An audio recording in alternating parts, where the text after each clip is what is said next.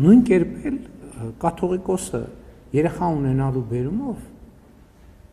չի կարող կաթողիկոս լինել։ Նա կտրիչ ներսիսյան է, դրա համար ենք մենք ասում կտրիչ ներսիսյան, որովհետև նա կաթողիկոս չի։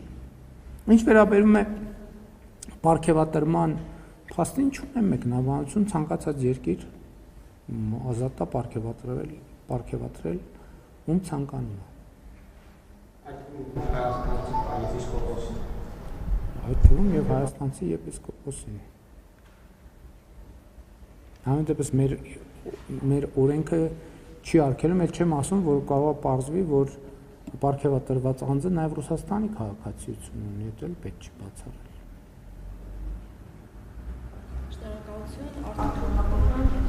Պարոն վարչապետ, դուք համաժողովի ժամանակ արձագանքել եք Ալիևի հայտարարություններին, որտեղ նա հղում էր կատարում ցարական ժամանակաշրջանի քարտեզներին եւ հայկական բնակավայրերը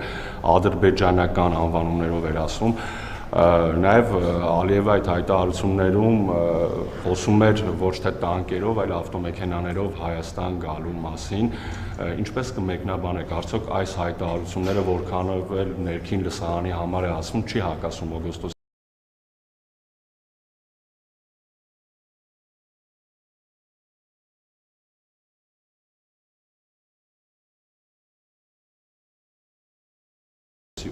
Եվելի եմ ասում, Զանգեզուրի միջանց եթե նրանք օգտագործում են իրենց տարածքի մասին, որտեղ նրանք չեն կարող օգտագործել մեր տարածքի մասին։ Ինչ վերաբերվում է Ադրբեջանի նախագահի մյուս հայտարարությանը, ել եմ ասում, մենք պետք է նախ ամբողջության մեջ գնահատենք այդ հայտարարությունը, որովհետև ես նախորդ օրն էլ լրագրողը հարց տվեց, շատ կարևոր է, որ ճշգրիտ լինի, ճշգրիտ արձանագրենք ինչա տեղի ունեցել, հետո նոր գնահատենք։ Իսկ որն է ճշգրիտ արձանագրումը, որովհետև մեր մամուլում ես էլ եմ ասում, այդ ընդհանրապես իմ գործառույթը չի, ես սրա մասին պետքա չխոսեմ էլ, սրա մասին պետքա խոսեն լրատվամիջոցները, ովքեր տեղեկատվությունը պետքա ճշգրիտ փոխանցեն, որ հարցը ճշգրիտ ձևակերպի, որ պատասխաններ լինի ըստ էության եւ ոչ թե ուրիշ բանի մասին։ Օրինակ ասում են, որ Ադրբեջանի նախագահն ասել է չկա Սևան, կա Գյոյչը, մինչդեռ հնչել է հայտարարություն, որ ցարական ժամանակների քարտեզում Սևան չկա, կա Գյոյչը։ Իմիջայլոց մեր լրագրողները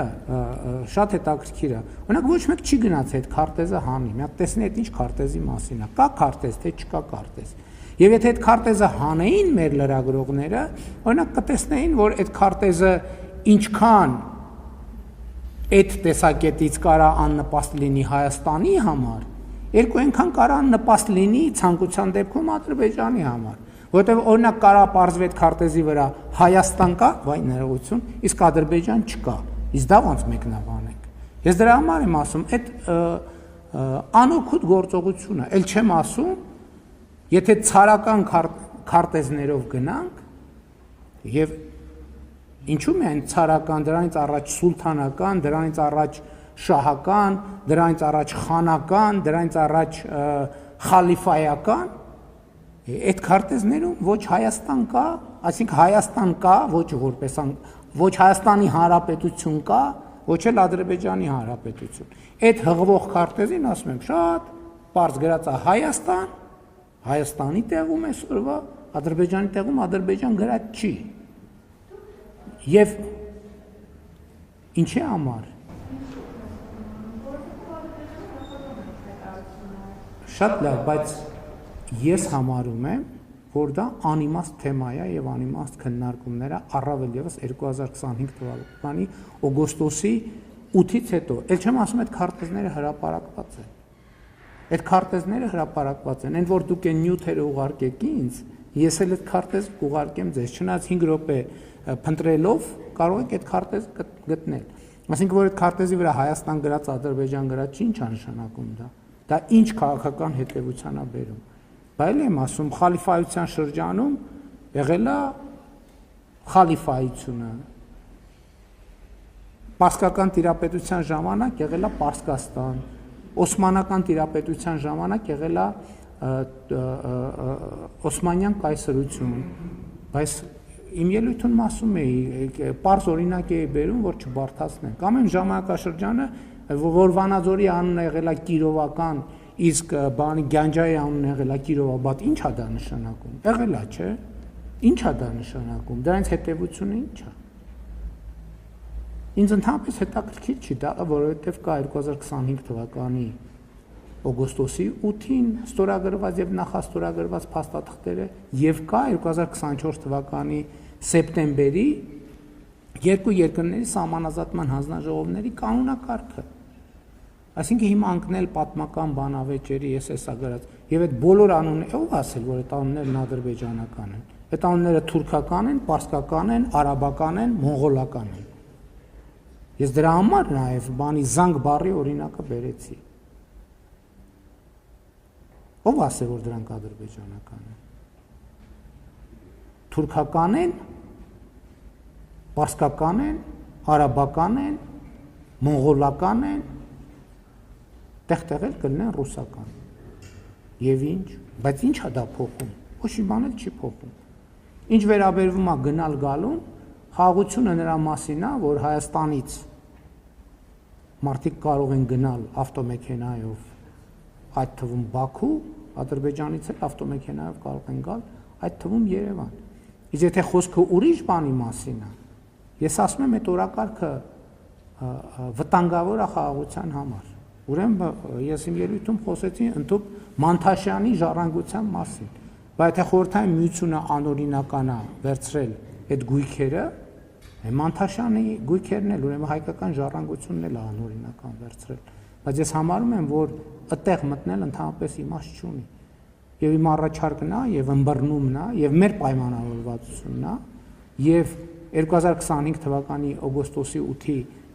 ստորագրված եւ նախաստորագրված փաստաթղթերից հետեւում է, որ մենք պետքա դադարեցնենք այդ մոտեցումը։ Այդքան։ Հաջորդ հարցը Շնորհակալություն։ Պարոն վարչապետ, իմ հարցը եւս վերաբերում է Ադրբեջանի տարածքով Վրաստանով Հայաստանում դեպի Հայաստան բեռնափոխադրմանը։ Ռուսաստանը հայտարարեց, որ մինչև 2026 թվականի հունվարի վերջ եւս 132 վագոն ցորեն պետք է տեղափոխի եւ դիտարկում է նաեւ այլ ապրանքատեսակների բեռնափոխադրումներ։ Ընդհանրապես Ռուսաստանի ակտիվությունը այս համատեքստում ինչպես է գնահատում։ Եվ երկրորդ հարցը ձեր թույլտվությամբ նախորդ կառավարության նիստերից մեկում դուք հարց բարձրացրեցիք Երևանում խցանումների հետ կապված եւ հանձնարարականներ տվեցիք կոնկրետ գերատեսչությունների, արդյոք քննարկումներ եղել են այս ընթացքում, հնարավոր ինչ-որ լուծումներ թեկուզ կարճաժամկետ դիտարկվում են։ Ну կարճաժամկետ ես համարում եմ, որ իրոք իրավիճակը ճգնաժամային է։ Ես դա տեսել եմ եւ տարօրինակ է իսկապես, տարօրինակ է հեծանիվով խցանման մեջ հայտնվել այնպես, որ դժվար լինի տեղաշարժվելը եւ ես հանձնարարել եմ, որ աշխատանքային խումբ ստեղծվի։ Արագ միջանկյալ լուծումներ մի պայմաններում, երբ որ ամեն օր մեքենաների թիվը, նախ մենք պետք է գնահատենք ինչն է պատճառը։ Ինչն է պատճառը, որովհետեւ այո, միտեղ լուսացույցը կարա անջատվի, միտեղ վթար կարա լինի, միտեղ, բայց մեծ հաշվով պատճառը մեքենաների աննախադեպ ծավալն է Երևան քաղաքում եւ մենք պետք է հասկանանք այդ երևույթի հետ ինչպես վարվենք երբ հնարավոր է նաեւ դժվար լուծումների անհրաժեշտություն լինի բայց մենք պետք է ընտրություն կատարենք կամ յոլա ենք գնում իհարկե գիտեք ինչ խնդիրը տեխնիկական կարգավորումների եւ լավարկումների տեղ միշտ էլ կա բայց հասկանում եք մեքենաների թիվը նախ ահռելի է եւ երկրորդն է խնդիրն է չի ինքան ամեն օրվա հետ շատանում է ամեն օրվա հետ շատանում է։ Մենք մյուս կողմից որոշումներ ենք կայացնում էլեկտրոմոբիլների քվոտաներ ենք սահմանում, արտոնություններ ենք սահմանում, այդ մեքենաների թիվը ավելի է մեծանում։ Եվ պետք է հասկանանք, բան չի, Երևանի կարողությունները փողոցների անսահմանափակ չեն։ Եվ սա իհարկե եւ կարճաժամկետ լուծումները պետք է գտնվեն, երկարաժամկետում էլ պետք է հասկանանք ինչ անենք։ Ինչպես եմ գնահատում Ռուսաստանի Դաշնության ակտիվությունը երկաթուղու հետ կապված, ես ողջունում եմ Ռուսաստանի Դաշնության ակտիվությունը երկաթուղու հետ կապված եւ ուզում եմ բոլորիս հիշեցնել, որ երբ որ օգոստոսի 8-ից հետո հնչում էին այդ փորձագիտական գնահատականներ, որ Ռուսաստանի համար սա նեգատիվ զարգացում էր, Իրանի Իսլամական Հանրապետության համար սա նեգատիվ զարգացում էր, դիրքորոշում ինչ էր։ Մենք ասում ենք ոչ Այս որոշումը նպաստելու է այդ թվում Հայաստան-Ռուսաստան հարաբերությունների զարգացմանը եւ խորացմանը։ Եվ ձեր ասածը ընդհանրապես տեսեք 3 ամիս հետո, 2 ամիս հետո, 3 ամիս հետո մենք արդեն ունենք կոնկրետ զարգացումներ, 130 վագոն, մենք պատկերացնում ենք, չէ՞, 130 վագոնը քանի բեռնատար է։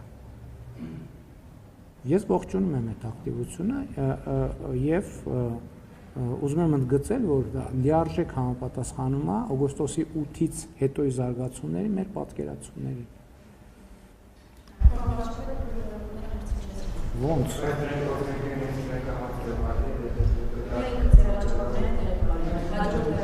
Տենց որ հաջորդ անգամ էլ ոչ մեկ չի գա, բոլորը իրենց հարցերը կուղարկեն։ Շնորհակալություն, բայց էլի